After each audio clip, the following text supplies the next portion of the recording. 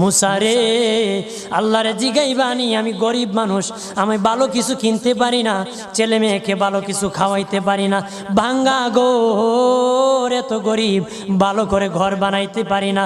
আল্লাহরে জিগাইবানি কি করলে আমার উন্নতি হবে, ধনী হব, টাকা পয়সা হবে। আল্লাহরে জিগাইবানি। আল্লাহ মুসা নবী কই ঠিক আছে, আল্লাহরে জিগাইব তুমি কেমনে ধনী হইবা।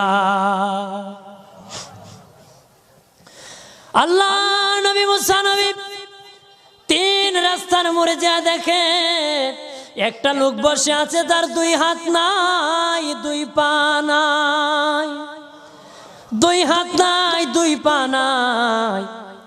ওই লোক ডাক দিয়া কয়, মুসা রে, জীবনে কোনোদিন নিজে হাঁটতে পারি নাই, নিজ হাতে খেতে পারি নাই, কেউ খাওয়াইলে খাই,